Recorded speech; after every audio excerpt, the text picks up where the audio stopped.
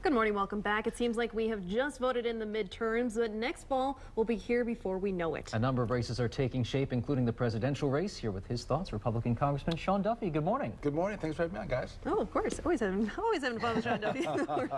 So we got a lot to talk about, including the presidential race. You've mentioned your support for Senator Marco Rubio in the past. Why is he your candidate? Listen, I look at a guy who can articulate a message of hope and opportunity for the country. He taps into what people feel about the American dream. I think he inspires people. And I think that's the kind of leader we need today. This, whether you're talking about the economy, addressing all the problems overseas, I think Marco Rubio does a great job of talking about what's best in this country. And so I'm supporting him. Sure. Now, if he doesn't win the candidacy, will you support any GOP candidate? Yeah, I will, absolutely. But you know, I think this thing is far from over. I know you did just coming into our segment, you talked about Donald Trump. He's at the top of the polls, and he's talking about things that resonate with a lot of people. But you know, who knows how people are going to vote when they go to that caucus or that first primary, and what they're going to be looking for. So as far as your own race, you're up for re-election. You had an opponent earlier this year. That opponent dropped out. You're now technically unopposed. Have you given any thought to your own campaign yet? So listen, I think, listen, I'm always looking at you know, campaigns. It just seems like, once we're done, it's time to get started again. This is a unique time for me where I don't have a challenger. Usually at this time, the race is already starting. It seems like every year they start earlier and earlier. I'm sure I'll have a challenger at one point.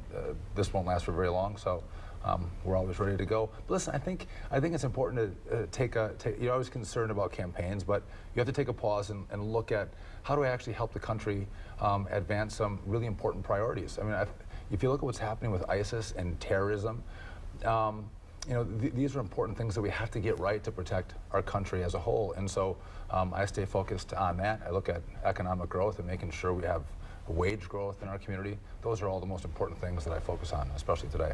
Sure, and now the budget is one of the big things that you guys are dealing with. Well, how is that all going? So the government's funded until the middle of this week.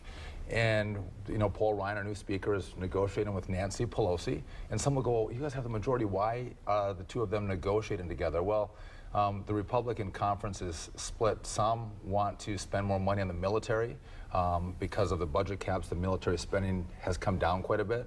Others don't want to break those caps. So our Republican conference is split. So Paul Ryan has to go to Nancy Pelosi. They're having dinners and negotiating because we're going to need Democrats to come over and vote on the package that the two of them negotiate. What they do in the Senate, I've been there for 5 years. I can't still figure out how they work in the Senate is.